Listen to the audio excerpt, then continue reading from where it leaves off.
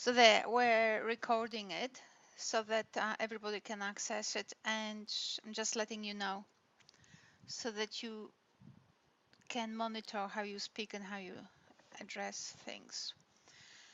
All right. So what I might do is actually share the desktop, my desktop with you. I think that's the one. Share desktop. You probably will be seeing some things.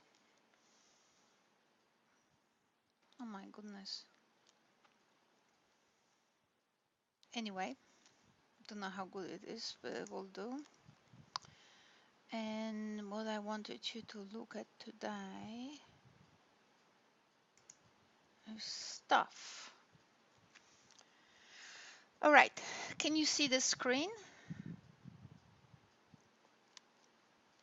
Are you there? Yes. Can you see the screen or you can't?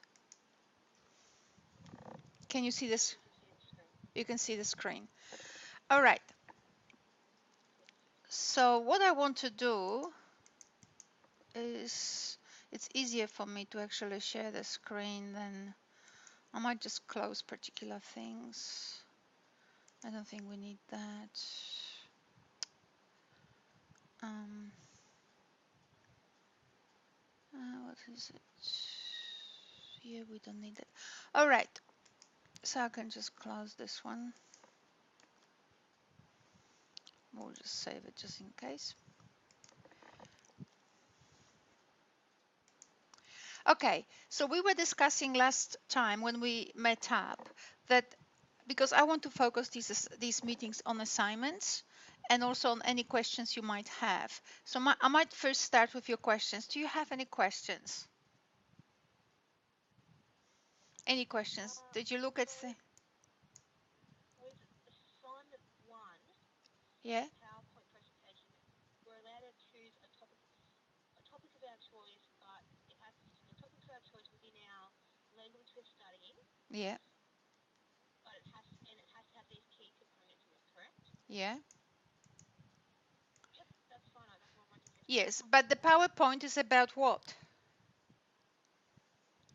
Is to create. Uh, the PowerPoint, the PowerPoint would be is a resource. I was just wondering what type of resource it is. Okay. If I was I'm teaching Indonesian, and I wanted to focus on, for example, I was like, well, I had to do the topic food, and I could focus on grammar within No, that. you will not focus on No. grammar. You will fail if you focus on grammar. I can tell you that. So this is as clear as anything. You will fail if you focus on grammar because it's the easiest thing and that's drilling and it's a wrong methodology and it's old, right? So what we want to do is actually to do a number of things. Hopefully I can cover and the most important things I want to cover today. So what we want is a resource that has a number of things. I might just introduce to you some concepts which are a bit difficult, but language teaching does that. Language teachers, if they are well trained, they usually end up to be quite on the top of the intellectually on the top of the profession, because you're dealing now, I mean, people in mathematics and people in literacy can sort of not know things, how human brain functions, and sort of skid around things and so on.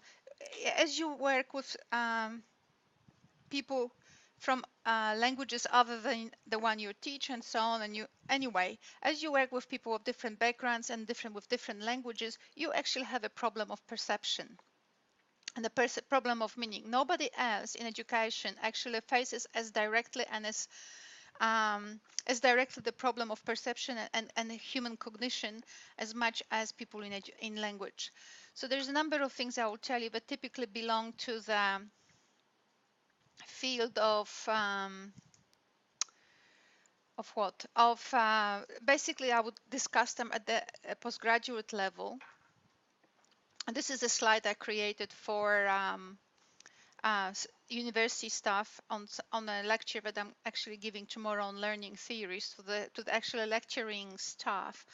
But what we need, I just will take you through a journey, and I'm missing one slide. I don't know. I'll have to look for it, but I might find it or not, whatever.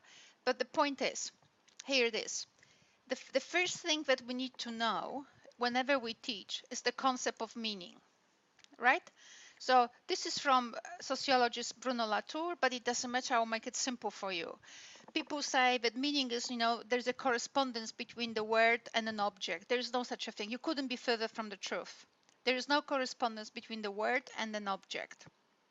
I mean, you can talk about it if you write dictionaries in that way, but you can also say from your own experience that if you have a situation that you yourself want to have a look what the word means in another language, then you have 30 examples of its use in the dictionary and nobody knows which one to choose, right? Because there isn't such a thing like word object correspondence. And that makes things amazing, difficult, and that's what we call acculturation into communicative practices, so that people actually then, as they go through this process of acculturation, they actually learn the skill of how to use things and when. It's actually this skill. You can replay this lecture. This skill of knowing what to use when is actually called genres. Genres, again, typically in education, in the field of education, in literacy, actually is positioned in intellectual, as people used to think about it in the 30s and 60s and 70s, right? It's old stuff. Nobody nowadays who's in the cutting edge of semiotics and studies of text thinks of genre as one solid text. Genre is actually, it's on the one hand we can think of genre as the way we of organize an entire text, like for example an email or a request to the head of school for them to pay you money so that they can send you for a conference or a book or story. Right, so there are all these things at the general level, true. But then there's genre also, the things, the way in which we use frames of reference. So for example, how come that when Mr. Bean puts his finger in his nose in church, it makes us laugh, right? Because poking your nose in church are two different genres. One is privacy and the other one is ceremony of, something's a sort of holy thing, a kind of high level experiences. These two genres don't work together. So what you can see that in the ceremony of church or of a mass, when you insert a genre, which is a frame of reference or a behavior, from another type of ceremony, which is the private, personal, you can create an offense or you can create a laughter, right? So you play with genre. So each text is even though it has its own structure, which belongs to a particular genre or particular ceremony, I mean here abstractly, it actually consists of other genres, which it actually calls for in order to give it flash. The text has to, like a piano. Here's the question by Latour, by Bruno Latour from Paris, the sociologist from France. He says, how much is gathered in a piano? What's the meaning of a piano? And someone would say, well, piano is piano. Well, piano is piano to a person who doesn't think and doesn't earn money to think. Right? A lot of people don't teach, and that's okay if they think piano is piano, but piano is experiences. And now a piano for a person who has never actually experienced the piano in the context of a concert, in the house, how children gather around the piano, hasn't experienced piano as a collective experiences which require the art of knowing wood, knowing materials, knowing how to put materials, the skill of getting the best sound out of it, right? You can, and even where you put the piano, so it's acoustics, all of that. Not to mention even the culture of actually understanding music or different types of music. So you can see in a single meaning of a piano, there's a lot gathered, right? A lot of meanings are gathered, a lot of frames of reference, which makes you actually understand when you engage the word piano in your text, you know how to use it because you draw on those varied frames of reference. Right, so you can use in my house. There's piano. Wow, everybody thinks, wow, you must be having a big house to begin with to just put it in there somehow, find room for it. You must be acculturated to music, so that means that you have some sort of abstract education, so that's amazing. Maybe you have people who have a skill, or you invite people who have a skill. That's amazing, right? So there's all of these connotations, and that's how much is gathered in the word piano. So words have no meaning. What they have is features. And now, depending on your experiences, you have collected more of those features or less. So a person who doesn't have the same experiences, like if you go to Africa and you see a particular object and you have no idea what is it used for, you have nothing is gathered in it. For you, it's just a solid thing, right? So not much is gathered. You don't know how to use it.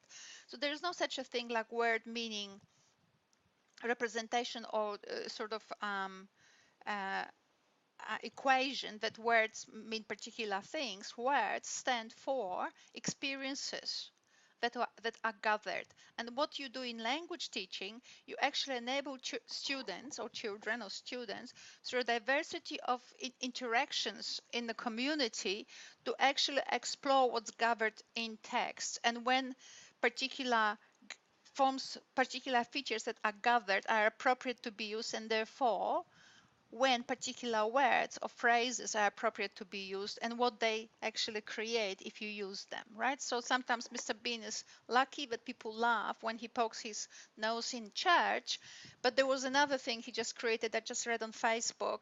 He created some joke and a lot of people got offended. I don't know whom he buried or something. It was something funny he did, and a lot of people thought it was offensive because he again used particular features of a particular thing, particular things that are gathered in an object or in a ceremony of sorts, and he transferred them to a different context, and all of a sudden people started to get upset. Anyway, so that's the thing. So this is what we do when we actually teach culture through language, right? So that was just to use one word, but if you actually think, and this is not just language teaching, but these concepts you need to know, because otherwise you have no understanding of what culture means. And then when you go to classroom, they tell you to teach culture, and we basically teach them that Italians eat spaghetti and Indonesians eat rice, which is actually not quite what we mean, what is meant by culture. By culture, what we mean is what is gathered, and what, when are these things that are gathered appropriate to be mentioned in what context in order to effect a desired impact. And this is very important to actually teach culture this way, because as I said it last time, we get often people coming from China, and I'm mentioning China because I just simply had experiences with colleagues who came to Australia to actually lecture or to be professors here on an exchange, and literally they were as Chinese can be in English, and they found themselves very out of place here in Australia. It was very hard for them. And we don't do teach students a favor by simplifying culture to rice and noodles, and then they go to Italy and they say, well, I really didn't know what to say when. I knew these couple of words, I've memorized some books, I even knew grammar. So what? I am, I am 50 something this year, and I've been in Australia for 30 years. I make grammatical mistakes, and it doesn't stop me from teaching at the university. It didn't stop me to finish education here. I have actually repeated my education from Poland. It didn't stop me from writing a PhD and from publishing. And actually, I teach English people how to actually write, because they don't know how to write. Because writing is not just grammar, it's also a way of being clear and organizing ideas. There's a lot of happening in writing. So, okay. So just to make sure that you understand that the concept of culture is not just a correspondence thing, word object, but it is actually what's gathered. And these are where cultural clashes will be happening, because what's gathered in rice in Indonesia, or in pasta in Italy, and in piano in France, and in some flute in African country or whatever, or even in the concept of the house, which is what I have done here, what's gathered in one culture or in one place or in one kind of social groups, it's not the same gathered in another. And that's why we need now experiences through different contexts, and our students will have to go and experience different contexts of use and different situations, so that they can actually compare and contrast what's gathered where. so that they can make informed choices when they actually start speaking Indonesian or whatever other language. Right. So this is so another word that I have just raised with you is the word contrast, because the meaning is through contrast. What is gathered where? What things can we contrast between Australian use of piano or house and maybe in Indonesia or certain maybe places in Indonesia or in certain cultural groups in Indonesia? What things when we contrast, compare and contrast, which ones will fit into those contexts but not to the other? I have put here the concept of the house just to show you how much is gathered in the house, not just the experience of a child playing piano, but the fact that it requires some minerals, so knowledge of materials. It also requires an understanding. I put the chimpanzee, I swear to you, I did it a year ago. I have no idea why I put the chimpanzee here. But something like, environment, or maybe understanding that we live differently, we are different kind of people. Chimpanzees don't need houses, we do need houses. So spirituality, you need some sort of understanding of how we relate in a bigger um, context in this universe, so that when we actually create informed, I don't know what's in here, this particular drawing, let's have a look. What's this? I don't know, I can't say it. Whatever it is, some form of understanding, art, then the person who can draw it, a person who can actually build it, and then the house, right? We need all these understandings to actually build a house. A house is not a house. People talk about feng shui. People talk about, you know, my house needs to have, like in some cultures, you have to have a east a door towards the east and a door towards the west, because the west a door will be for the woman, the east will be for the man, and so on. So there are different organizations of the house, which sometimes we take for granted, but we don't actually know, but they go thousands, if not millions of years behind, because they actually have been culturally impregnated in our psyche to the point that we just now take them for granted. So, the house has to look pleasant. So that's why I put Mona Lisa here, because it's the art. But the Mona Lisa has ethics and concepts of beauty, which is why I put spirituality, because we have all these aesthetics in our culture running and so on. So there's a lot of things covered in the concept of the house, not to mention, of course, family, and family, yes or no. Not everybody has family in the house, but family, furniture, warm fireplaces, all of that. That's how much is covered in the Western concept of the house. I don't know, well, I can't think at this very moment how much is covered in other concepts of houses, right? But so a house is not a house. So there. So what I basically am saying to you, and it's very briefly, I'll just run through it, and then I'll ask you questions, and we will actually unpack it further in the next tutorial next week. But what I will want you to do is actually, and this is just basically a first narrowing of how to create or go about teaching resource. A teaching resource is a set of tools that you will make available to students, which are connected and together create, because you have to create, I think, 5 activities.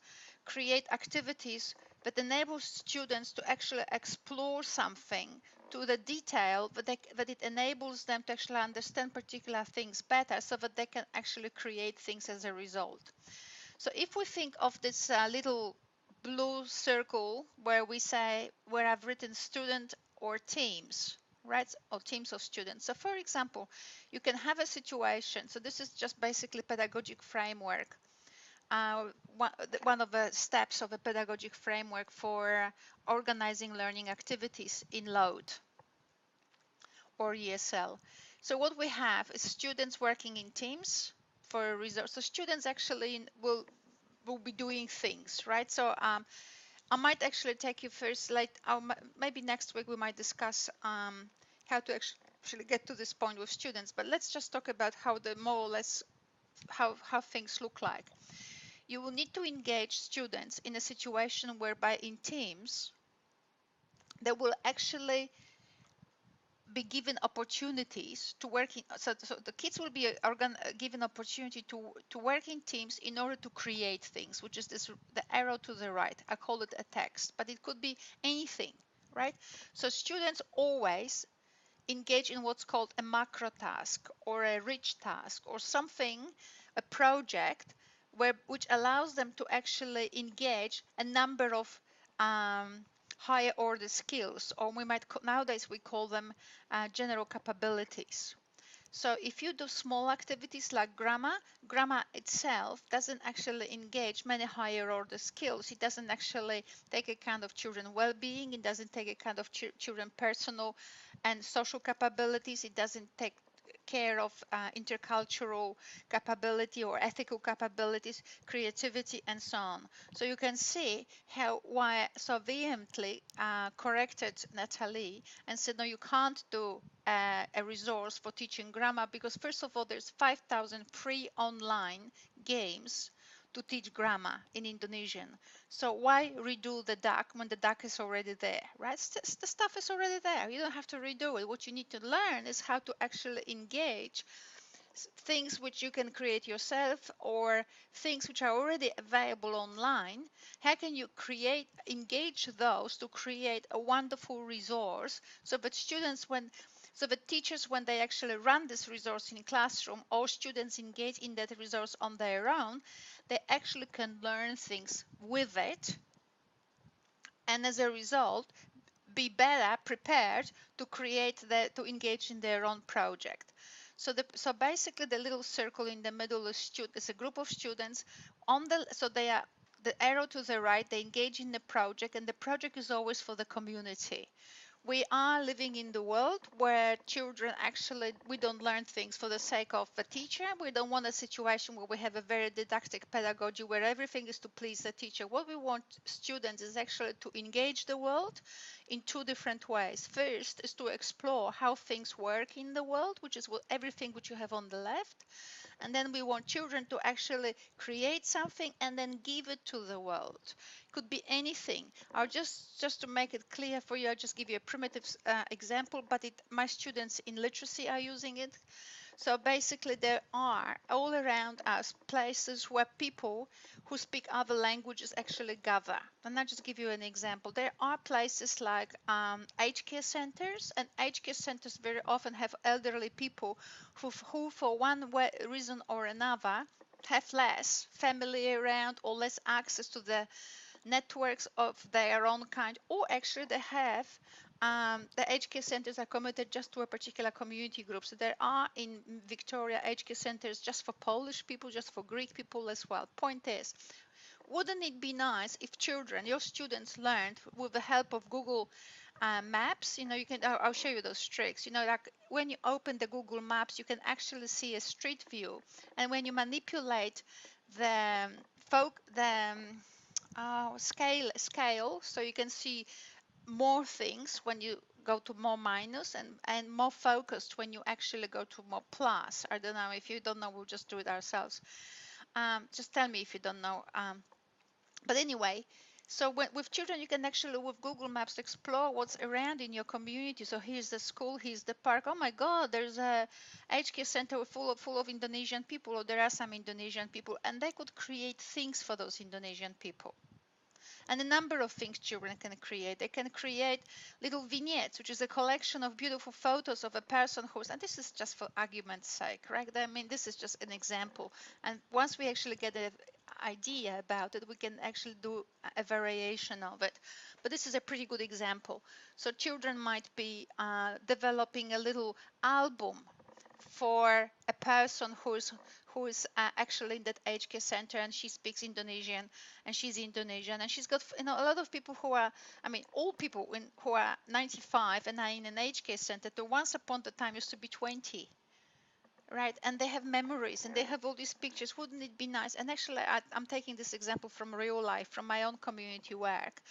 What we had was actually the kids or people coming and actually making these albums for all the people in an aged care center. And then aged care centers have open days. And even though during an open day, that was in the States actually, because this guy came from the States and showed us what they did, even though during the open day, all the people could have done anything, showed their work or played games or whatever. They actually sat in front of computers and kept playing their own album, which was the children made it into a sort of slideshow, and were showing to other people how they looked like when they were younger, and what the things they did and who they were, who actually they are. It's very hard to see in a 95-year-old an amazing person who had amazing family and amazing life and made lots of changes in her or his life. It's hard to see the whole story, but when you actually have it playing. But now, in order to create such an album, these children will have to actually go through some preparation activities to teach them about how to describe pictures, how to tell the difference between um, and how to value things as well. So when they will be looking at different landscape of Indonesia and exploring where their particular person lives or used to live in Indonesia, so that they can make their album better with some photos from Indonesia to remind that person how that place, how those places looked like or how they look today. So we will need to give them resources, those children, hence these things on the left. I call them text, text, text, but what they are just um, things we will put in place, and you will actually include them in your resource, and you will say, in order for this person, for my students to actually create an album for an older person who used to live in Java in this particular village, and this was her. They went to actually talk to this person. They interviewed this person. So you create resources for children. So one activity could be how to interview people, what questions to ask, what questions not to ask. That'd be nice. How you frame things, and students learn how to talk to older people and how to talk to their peers. In German, for example, language, my second language, which I learned, or third language I learned, there's this Sie or Vous sort of the use form. You actually use a different form when you talk to people you don't know. So that's a lovely way to actually introduce different forms, and also learn how to talk to people and what questions to ask and what is appropriate and how to sit when you talk to people, how to stand, how to look like, and all of that. And then you give them, so interviews would be the first sort of lesson activity. Another one could be to actually for students to go explore the area or areas where this person lived and name those things that were there on those pictures, not necessarily her pictures, but also through Google Maps. They can explore what's now in that village and name the things in the picture, right? They could also go, right, and they can also learn how to actually describe particular buildings, what's inside of buildings, so that the person could see and so on. So there's an entire lesson there just on actually, but you can see it's not empty, it's not disconnected. Like today we do food and tomorrow we do sports. This is all around a major task, which is to do something for someone else, and that always works. And also what it also does, it fulfills in students not just the need to belong, and therefore through belonging to learn about themselves, but it also fulfills the capabilities which are in the curriculum. So on LearnLine discussion, I noticed that students raised the question of how to work with the curriculum, and sure, um, your load is pretty much what you should be looking at, but the load itself in the curriculum is not separated from the rest of the structure of the curriculum. So I am not very fast about you memorizing the entire curriculum, 200 pages of it, but in my next picture, I will show you how to work with the curriculum in relation to our framework. But first of all, I wanted you to see the point of the whole resource. The point of the resource is to create 5 activities, full activities. So one of them could be how to interview. Another one would be how to learn about things on the picture, maybe compare old Indonesia with the new Indonesia, old places on those photos that you got from the Indonesian people, with maybe how the same places look today, and just create descriptions of those things. And then another thing could be how to work with the computer. So students are learning, things like keyboard and click on the keyboard. And you would say it's difficult. I will tell you one thing. It's easy. It's much easier than memorize a text from a textbook. Helga Gates einkaufen. Helga goes shopping. Totally irrelevant. You will never actually be able to use those words when someone speaks to you German or Indonesian and whatever. And you've memorized it, you've done your exercises, and you look good because if someone asks you the right questions, which means the questions which are covered in the chapter of the book, then you can answer it. But if anybody comes to you and says, tell me about where you come from, and you go like, Poland, that's just about it, right? Because we didn't have a textbook. And also we don't create this through this particular method, which is rich tasks or macro tasks. We don't create from students basically objects where we actually pour information. So there's no expectation that after 12 weeks they will remember 12 chapters from the book and they'll be spitting them out as soon as we press the button. Right, and by the end of two semesters or three semesters, they will be spitting out 77 chapters from the book. It is just, it is so old and not funny, and we have killed so many generations and so much interest in languages that basically this is out.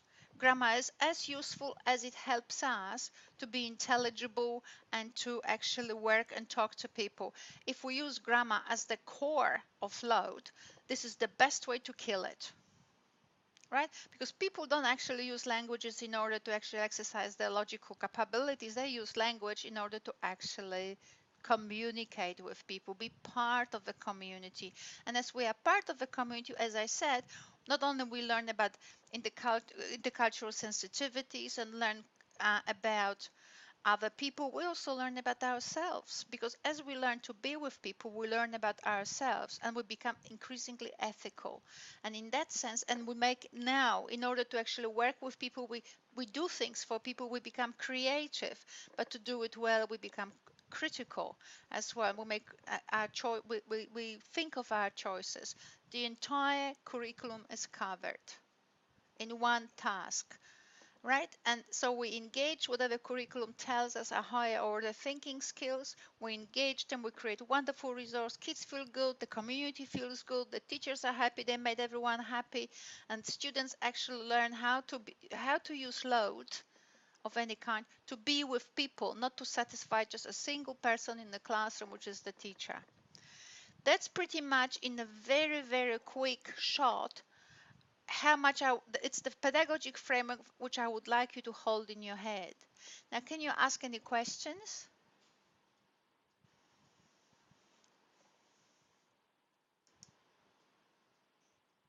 Do you have any questions?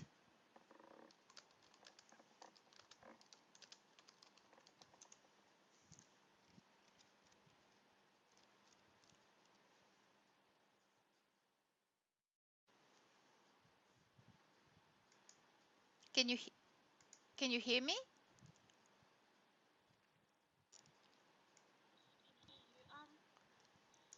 So you're saying that the activity, it's like the activities are building towards a larger overall thing. Yeah.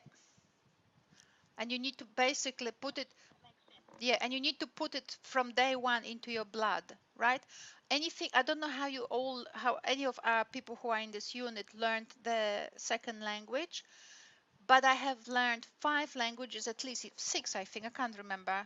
I've learned a lot of languages, many of them in different ways, and especially French. French I learned in the weirdest way possible. And I can tell you one thing, this method teaches you how to be and teaches you love for the people who speak a particular load. All this stuff with grammar and vocabulary is just left to die.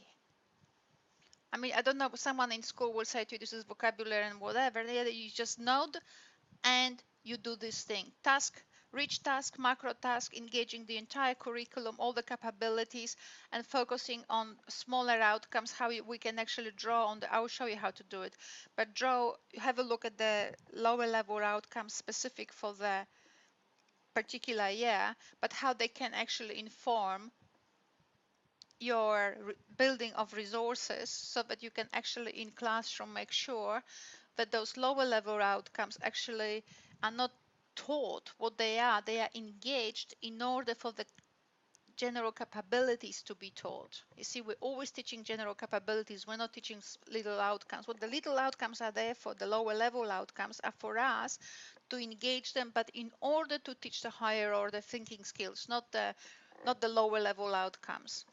So that rich sort of those rich tasks, we will think of ways. I mean, there are very simple ways of how to engage community, like even in this task for older people, as I said, we have class in a classroom, you have kids and you teach Indonesian and you can just ask them and, you can explore with them, where are the Indonesians in Australia? Are they near us? And that's for argument's sake for this assignment only, but there are other tricks as well. If you do the Google Maps exercise, is everybody understanding what I mean by that Google Maps exercise?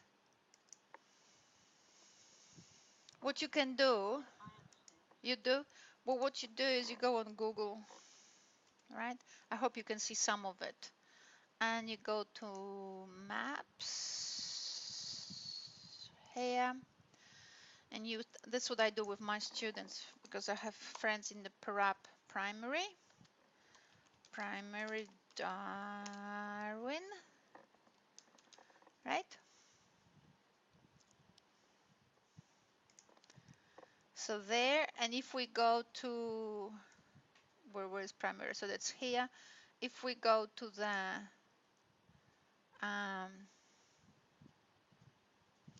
can you see the school now?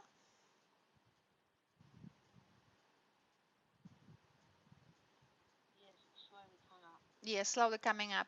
And now if you play with plus minus, so if I do minus,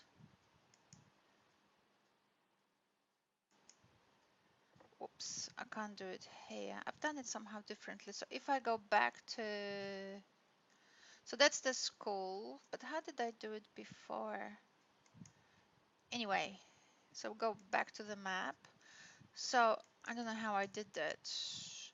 But if you go with plus and minus, so that's the perhaps school. If you go with plus and minus, you can explore the environment around the school. But somehow before I was able to actually explore it through ground, show imaginary, maybe the ground. I just need to earth. You had that up before. It had what we No, call no, this is street better. view. No, this is better. What the, No, no, this is better. Street view will. oh, The street view is also a good thing. I agree. That's what I had better. But this one allows you to actually this is just as good, right? So we have perhaps code. So this is the ground or earth, and you can see it has a swimming pool. Oh my God, the kids are going. We know it. And they go, oh my God, what do we call schwimmbad or whatever? You start using as much as possible. You use your second language as much as possible. Imagine, you remember those teachers from the 19th century, those skinny women with the hair up and speaking German or whatever language all the time because they didn't know, hardly knew this, the native language, of the people they were teaching. So you turn into those women, and as much as you can, you use Indonesian or you use French or whatever other language you teach, as much as possible. And the language of a classroom should be increasingly just L2, right? Just loud. So for things, today is 20th of March, you just with them, heute, in German, heute haben wir den 20. March 1995, I'm just making it up, whatever is the year. And you write it down. The kids are writing it every day, so all the routines are running in loud. Don't worry, they'll get used to it. When migrants are 40 and they come to Australia and everything is in English, trust me, they get used to it. So even more so, young children, right? It's no problem. So as you do that, you go, oh my God, what do we have here? Do you know what this is? Do you know what this is? Do you know what this is? And you are prepared, right? And you know that this is the aged care. So now you can tag. So for example, let's assume that this is an aged care. You take the little person here and you put the street view and you go, oh, what's this? And they go, we don't know. Well, and if you actually, usually HK Center will have a little logo there. It will have this sort of, like entry, and it will say an HK Center for Indonesian or Indonesian. They'll say, oh my God.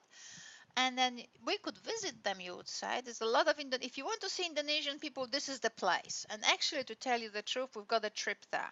And you arrange with the center, with the activity officer and with the director of the HK Center, and they have activity officers. What you do, you arrange a school meeting. They are dying for it, trust me. And you know, your parents, your community, or whoever buys the scones and tea, and you create the thing, and they have a meeting, and they talk to these people with as little, and you prepare them, you give them some language so that they can actually talk to these people, and in as much Indonesian as they will swallow within a lesson or two, and you prepare them for the interviews and so on. They go there, they can have their little iPads with them, they can pre-prepare their interviews, so you can, you know, I mean, there's a imagination. You know, they can you train them first, and they type the text they want to say to an Indonesian person once they see them, and then they record themselves, like the text they actually record next. They record the text they want to say, so next to the text they write, they record it, so it's a voice file or audio file. So when they see an Indonesian person and they get shy, they will press on the audio sign, on the audio icon, and it will play the sentence they were rehearsing with you in classroom, right? And it will be lovely for an Indonesian person, and trust me, what a great exercise for them to actually the things they prepared in the classroom for the interview with Indonesian elderlies, to actually play them even with those people, even though they couldn't say it because they got shy.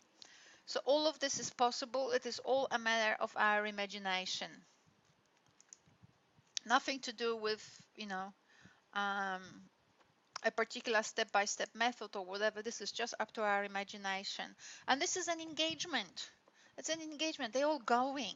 They all want to learn. They want to please people. They want to please each other, that they can do things and so on. And you as a teacher, you milk it. And the way you milk it, because you want your students to be important, to feel that there is a value in all of that. So once they, you know, have done all the um, uh, those vignettes, we call them vignettes, I don't know whether you understand it. So they've done these vignettes for these albums on, you know, slideshows for older people. And when they have an open day, even your students can come in and actually play it for the people who come to the open day at the aged care center. But you also milk it. You actually display these things during your open day in school, so that everybody sees that. And you might actually invite a few Indonesian people, so your students can actually tell a little story in Indonesian about those pictures, right? You milk everything you created, every product you created, and then you display it somewhere in the school, so that it's everywhere and the kids are always reminded about the things they did, right? So it's not just we did it and it goes into the rubbish bin. You think in 500 different ways of how you can milk those projects so that you actually get the glory out of it. Well, you get the glory out of it, but what I mean by that is actually you create a motivating atmosphere in the classroom, in the school. So that's a pretty much the pedagogic framework. So we've understood what culture is. And now that was the pedagogic framework. This is now about how to work with the curriculum. Have I shown you that before?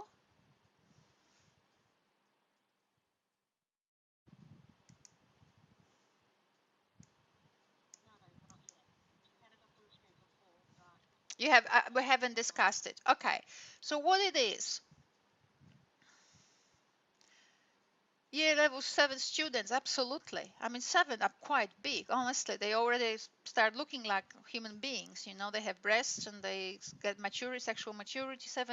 Year 7 are big people. How do I know? Because my niece is 7, year 7 in Sydney. Anyway, so what it is? Pardon me? I was gonna say something doesn't matter. Okay, well, everything matters, but yeah. So what happens here? We have cross-curricular priorities, and in Australia, there's a number of them. Sustainability. By sustainability, it's meant many things. You check in the curriculum, but what really is meant is, other than understanding of the environment and so on, it's also being part of the community. Community orientation is critical. Right? So cross-Korea community sustainability, that means relevance of the environment and community orientation. Another one, we have Asian connection, right? So for anyone who's teaching load, that's very good. And also indigenous knowledges. So what we will be doing as we are actually creating those activities for students to compare and contrast, We will not just say in Indonesia or in France, people do things like this. We will let them actually explore. So within the ethical capability, when you actually will be creating here resources, and I'll tell you, not resources, but you will collect materials for students to actually come to gather information about from, right? So they actually see how things relate and what things are and all of that. We can actually integrate things for better for a better understanding what the piano means, right? We will actually we will have these particular ways of being and particular texts and particular ways of doing things. We will compare and contrast Indonesian, Australian, indigenous, so that all people in your classroom feel included, and also people learn about indigenous culture, so that that culture actually moves on with us, and then people become ethical, they become interculturally aware. So your load class is not just about Indonesia or whatever other load, it is actually a cultural experience. Right, it's very important, because that's how you will have to justify your units of work in any event. So we have curricular priorities, so which I mentioned. Now we have three: Asia, indigenous, and community. So if we have a task, like I said, for example, engaging with the community in order to actually do something for the elderly, we will then create opportunities for children through different activities, which will support with different texts and materials and games, so that they develop better understanding of can you see my screen, by the way? Yes, you can. Yes, you can. So they can, yeah, so that they can develop engagement with the social and personal capability, ethical, and also we support them in being creative and thinking critically, making decisions which are informed. And the only way they can make informed decisions is through opportunities we will give them to actually compare and contrast. So how do they do it in Indonesia? How do we do it in Australia? You know, how does the house look like in Australia? How does the house look in Indonesia? How do people live in those houses? How does the life around the house look like? And I don't know how it is in Indonesia, because in Indonesia is not just one thing, right? So there will be people who are very much living like me, but then there will be more traditional people. So therefore, we might actually look how people used to live around the house in Indonesia. Maybe they were more house focused as opposed to what we are now, more work focused. So all these things in you, so you teach them language, but you also give them opportunities to explore the culture. So when they go to Indonesia, they don't see just a train and a plane and 5 people on the street, or 5 million, sorry. What they will see is an entire past, everything. So when they go to Indonesia, they actually know how. So that's the task. They will also know whether they have aged care centers in Indonesia and how they look like. They learn about what is called the governance of the country. And then when your student who did all this unit with you, just on an aged care center to do something nice for elderly people, but they did it through a resource and through activities you created in classroom with the help of your resource, which you create now, they got a big picture, a big picture. So once in Indonesia, they don't act Australian. They actually have cultural awareness, ethical awareness. They can even bring some understandings from Australia, because you're not teaching them just how to be Indonesia, but how to be a global citizen. They have seen Aboriginal cultures. They have seen Aboriginal people. They have seen things here and there and everywhere. Through compare and contrast, they actually are informed. A completely different way of approaching a load activity than, for example, we did it in my school when I was little, which was 5 million years ago. And back then I thought it was great. And then I got to university, and in Poland, when I did German studies, was nothing like in Australia. It was 35 to 40 some hours of attendance in classes, and everything was done in German. Everything. We had German teachers. There was none of that, 5 lessons in Polish and 300 in English or whatever it was, or in German. None of that. People didn't speak. We had German lecturers there. Was no Mickey Mouse classes or anything. It was full on. And a lot of people who came just through schools found it very difficult. So we had to find ways of dealing with it because we didn't have in Poland, and back then when I was studying, the idea of having a support and the teacher teaching you online, it's just was not on. You either fly or you die, and then we had to find ways of actually flying ourselves. Um, so none of that is nowadays. What we want, we are creating global citizens, we're creating informed people, critical people, aware of themselves, people aware of others, and so on. That's why the tasks have to be so big. Like, for example, doing things for an aged care center, and we can come up with some other things. I mean, I've got my students from literacy unit that I can give you some other examples that they did just to boost your imagination. The one with HK Center I give because I actually did some voluntary work around HK centers, and I know pretty well the structure and the functioning and who does what and how and why and all of that.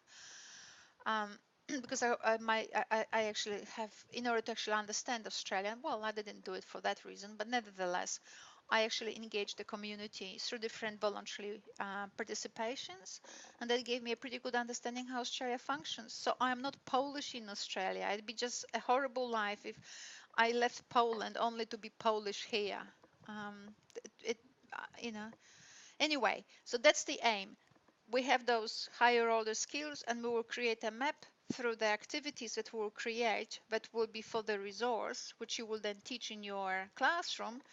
Um, we will create, this is our map. We'll fill it with different activities and different tasks and all of that, so that you can teach it, so that when you actually run this kind of resource in your classroom, students actually end up able to actually do a thing like, for example, create a vignette for an elderly person in an aged care center.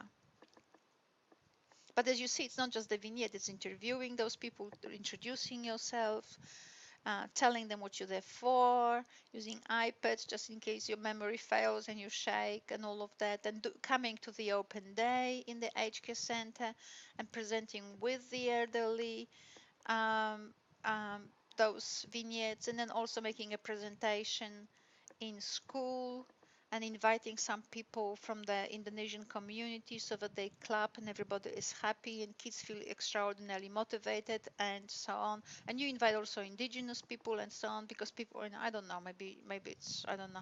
But anyway, you will come up with ideas how to make sure that the things that students do are relevant for the community. And once in schools, the word community will be the most frequently used word in your vocabulary. That's how it is nowadays, and just as well. We have to be aware that we are not just in a school and that children are not walled up by a school. Actually, children are members of a community, and we teach them to be such and to do it well. So this is pretty much what I wanted to throw at you. So a lot of things that you will see on LearnLine, like just play with different videos through different modules. If something bores you, move on and so on. But all of these things are collected there, are all about actually supporting you in thinking laterally of how you can think of activities to actually that you could gather in one big resource, and you could run 5 lessons or 5 meetings, whether they're for 1 hour or 2 hours, and Yes. orient children, yeah, in that goal. Yeah.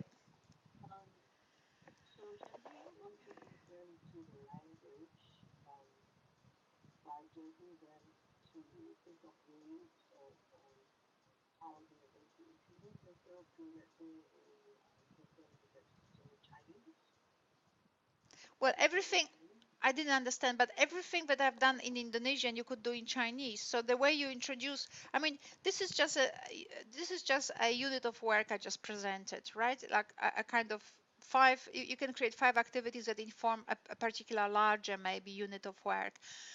Now, this one was for elderly, but you could do it even for a different task. You could do like engaging the community, Chinese community. So the task, this one is for elderly and aged care center. But if you want a very first one, how am I gonna start? You could actually create. engaging with children, engaging children in the context of Chinese altogether. And then what will happen, you will invite some Chinese, you will tell children, okay, we're gonna learn how to, this is, we will be, we're here to learn Chinese, and you just speak to them, and as you speak English, then use Chinese at the same time. So you say, I'll just use German because I can't think of Chinese, of course, but you say, today we will look at Chinese. Heute werden wir Chinesisch untersuchen. we will we will explore Chinese, what Chinese means, was Chinesisch bedeutet. Okay, so you just always play with the two, always, until you remove English altogether and you stay with the load only, right? So, I mean, that's gonna take half a year or so, but you continue this way. So basically, you can create a resource around a unit of work where so it will be 5 first lessons or so for the particular unit of work, which is about actually engaging children to the concept of Chinese. And you bring some Chinese friends of yours or Chinese important people from the community to the classroom, and you prepare children for the interviews with those people, and they will do something for that community. So they will do something for the embassy if you were living in Canberra, or they will do something for a Chinese folklore day or Chinese New Year day. I don't know, whatever you want children to participate in the Chinese culture. So you bring these people, they interview them, they talk to them, they use their iPad if they can't remember things, and then they will say to them what they want to do, and the Chinese people will be happy, they will be nodding, and then you engage children in producing a product for a particular event which is Chinese, and then children will go and present it and all of that. So it's the same concept as with the aged care center, but say to introduce children, but it's quite early in the year, so it's about how to introduce children to the Chinese altogether. And once you bring the community to the classroom, once you take children into the community, once you actually, the product they create, display in the school, make children actually present this thing to the school community, make it even hang on the website of the school, all of that, then the motiv then the motivation for Chinese will grow. Yes. There's quite limited motivation for Chinese here because we're in a remote area. We have indigenous culture and Caucasian. And in terms of like, just giving an example, the school that my kids are in, I'm not a teacher. Um, they are teaching Chinese, and I can count. There's only two Chinese people in town, so there is not much engaging the community as much. So how do they actually learn um, quickly and with the Well, first of all, there's 5 million Chinese schools in China. You befriend the school. That's a one thing. And you bring them via Skype. You bring them via different uh, team viewer. TeamViewer is a web. TeamViewer is a system you can do one-on-one. So if they use TeamViewer, so TeamViewer is free if one school talks to another school, right? So what they see each other, they see the computer screen, they can share the computer, the desktop like you and I are doing now. So you can use Skype, you can use TeamViewer, you can actually take children on a bus and take them somewhere. Sometimes you can pay to bring Chinese people from somewhere on the bus to your school, but basically other things than that, you use technology. And you also create websites. You create websites. yeah, So that's good. The Facebook pages of school, Facebook pages of a class. So it's controlled by you, but still with another class in China, for example. So sister school relationships are very, very popular. And with China, we are very lucky because we will never run out of schools in China. okay, so currently the school is doing their notes Chinese by this exam. Mm. So there's no teacher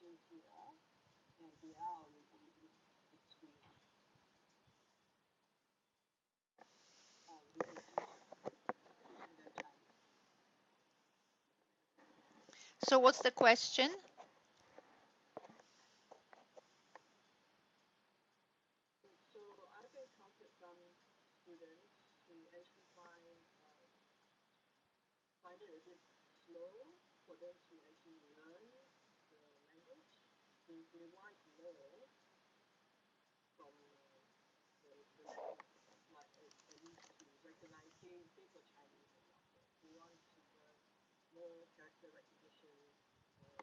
Yeah.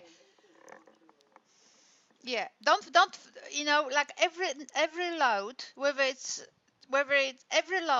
German, French, Indonesian, or Chinese, has this thing that people get hung up on. So in Chinese it's characters, in German it is grammar, in Indonesian I don't know what it will be. Every language has its own Achilles tendon, right? Don't focus too much on characters as characters. Use them as symbols of communication. And you will see, we will be, not today, but next week, we will actually look at this, which is how these things function, which is social, educational, and symbolic capital. So we're not going to teach children characters. What we will teach them is to use characters in order to communicate. Right? So it's not characters for them to memorize all the characters, but in order to do a postcard, in order to do a website, school website in Chinese. So it's there's always this functional purpose, always functional. So they're not learning all characters, they learn to write. And writing is communicative. Okay, Bernadette,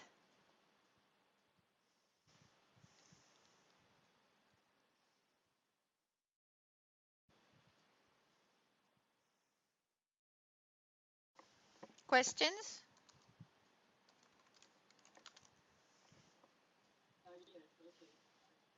Mm. So you don't focus to remember that don't focus too much on this is difficult. Once you know what's difficult, everybody will fail. Yeah?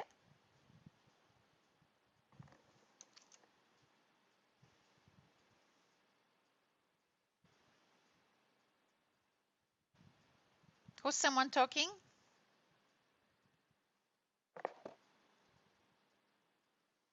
All right. Okay, guys, it's almost, it's 6:15, so we've been at it for an hour.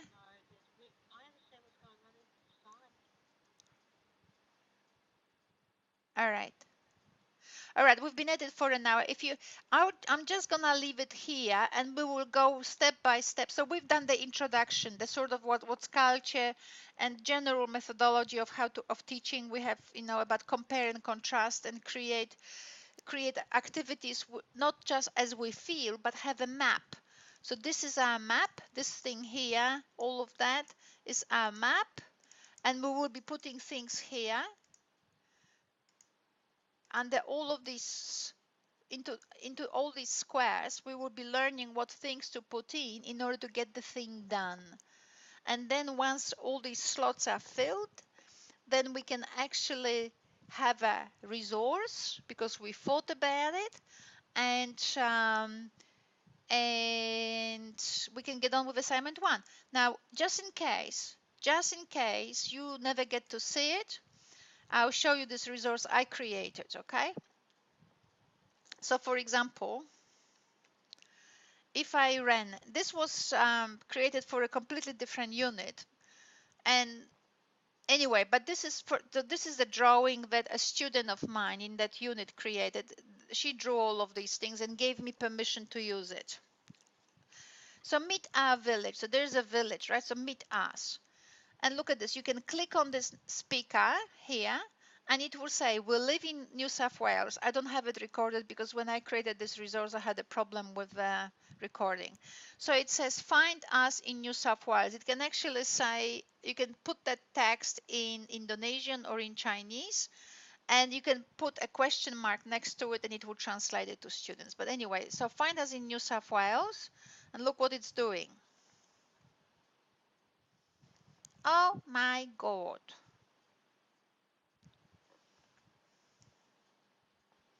It's taking us to a geography game. And it says find Tasmania. And you click here. Oh my God. Don't click there. And then South Australia, and you go, oh my God, blah, blah, blah. Yeah, you can do it with China. 5,000, there's 5 million exercises for China. Now, so you go next. So now, if imagine that if you were to play with children, oh my God. Okay, if you were to play with children only a game, a geography game, it just doesn't connect in the head. It's just a stupid game. But if you put it like, wow, we're learning about this community, it all of a sudden has a different meaning, right? So we're looking for New South Wales in that game on geography. Completely different, changes everything. So we've done the game.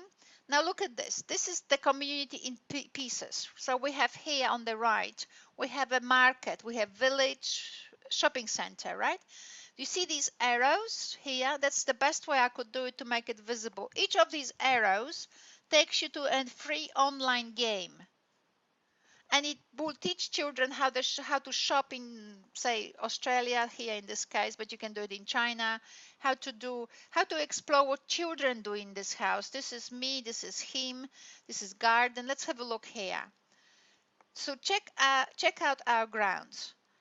So this icon for play, you always have it so that when people click did you play, that actually always you can hear the audio. You always do it.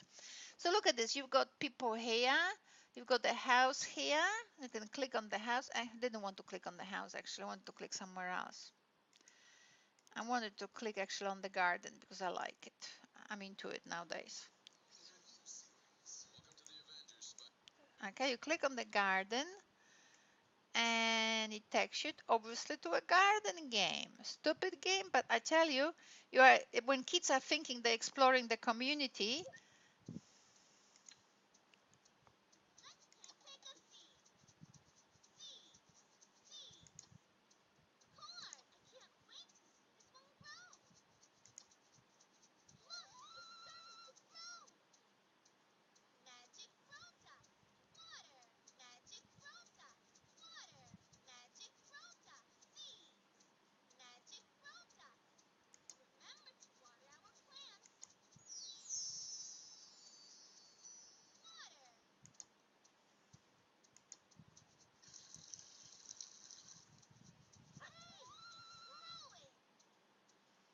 Right? And you can go forever.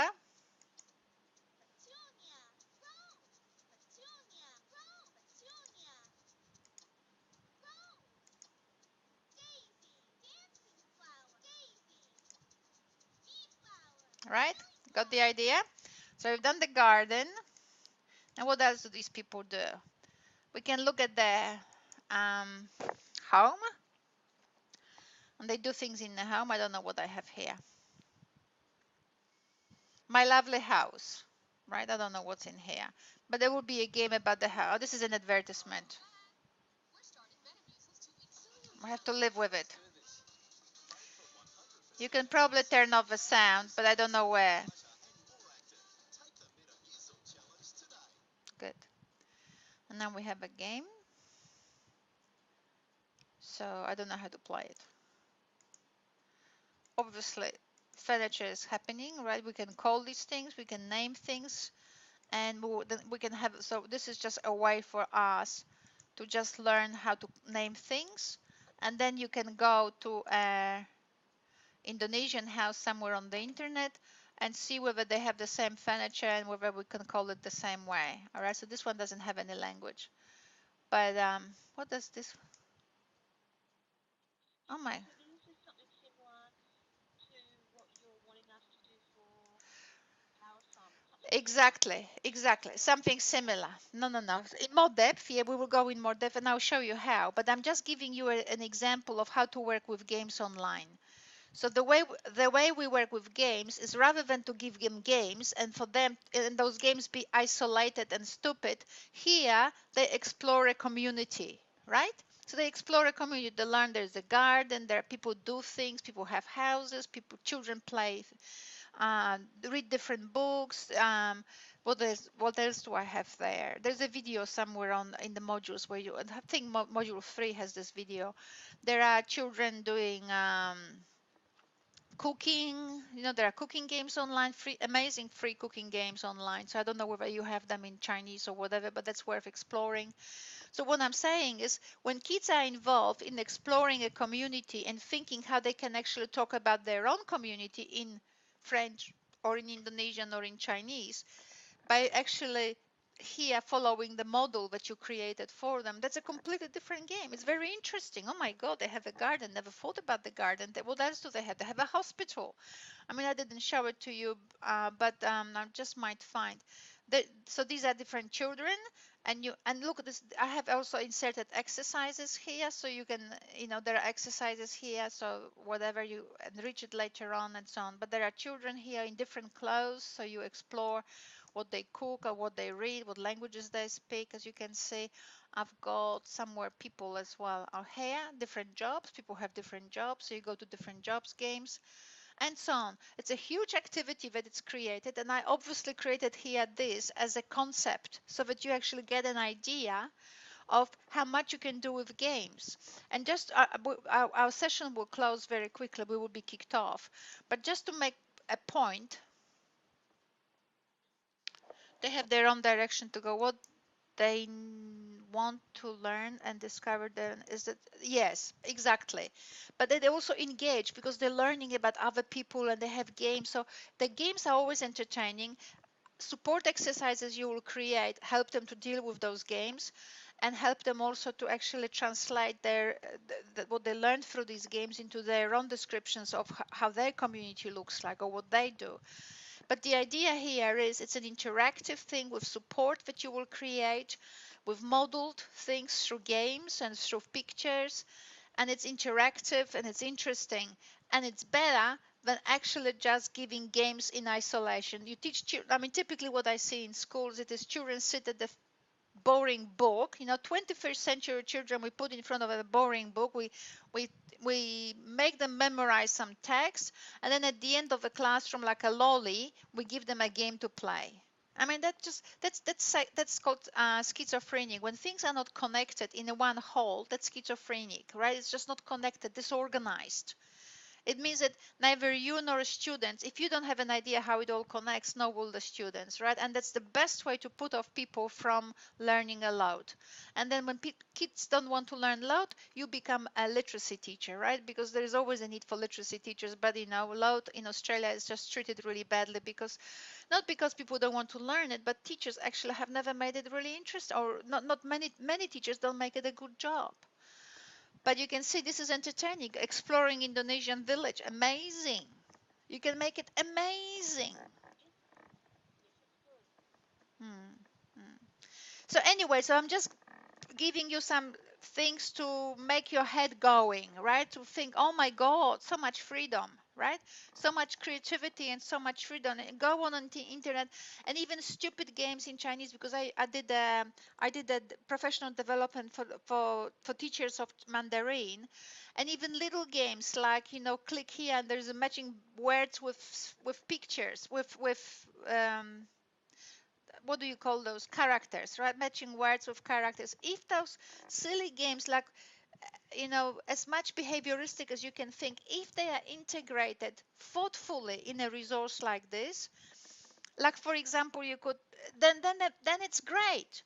But if you play them on its own, then it's just so silly. So for example, if you have children here somewhere, and if you want to have a look what these particular children do, I don't know where I have children. For example, what is this person in blue shirt does? What does she do or he? And if they play a little game, which is, they're trying to on the computer find whether this sound like schwa, what does it stand for? Or some other sound, what does it stand for? So they match pictures with sound. Well, that's fun, right? Because we join them. We want to have a look how whether they get it right. right? So that makes sense. That makes it interesting. But if we just give our children in classroom a matching exercise, that's so boring you can die by the time you know click the second thing. So giving children a greater context of the activity where they're learning about what people do, how they do it, who does what, and some support exercises as I did here. I don't know whether they work. Let's have a look. Do they work? Oh, did you play? Yeah, I couldn't record it. So did you open the link should be actually saying and all of that, right? So if you create support exercises and so on, it's riveting. You know, the computer talks back at them and all of that. Different completely thing as opposed to, so the silliest, the most stupid game on the internet, if integrated in such a larger context, is riveting. But if you play as, you know, a silly game in isolation, then everybody is bored. Anyway, I might finish for the day because it's 1.5 hours and we're gonna get kicked out from the collaborate in a minute. It is self-directed. It can be self-directed, but it is not just self-directed. Children can play it on their own, but you can also engage them at the smart board with all of that. You can have 5, 6 children rather than sitting in classroom behind the desk. You can have their faces stuck to the smart board and clicking and playing and having fun. Right? That's what you want. The idea that children must sit at the desk or must sit on the mat is just 19th century disciplinary regime. We want kids with their faces and with their hands on the smartboard having fun. That's what we want. We want them involved. We want them to play. We want them to be alive. That's how they are at home. You know, we don't want school to be just the first thing they do when they see your face, they go, oh my God, more boredom. Right? But just riveting. All right, we will talk next week. Okay, thank you. Yeah, exactly. We need to get them involved. Exactly. Exactly. All right. Well, thank you for making it for the collaborate. This session I will put on YouTube like I did last time, and it will be available within an hour. It's going to take an hour to upload it on YouTube.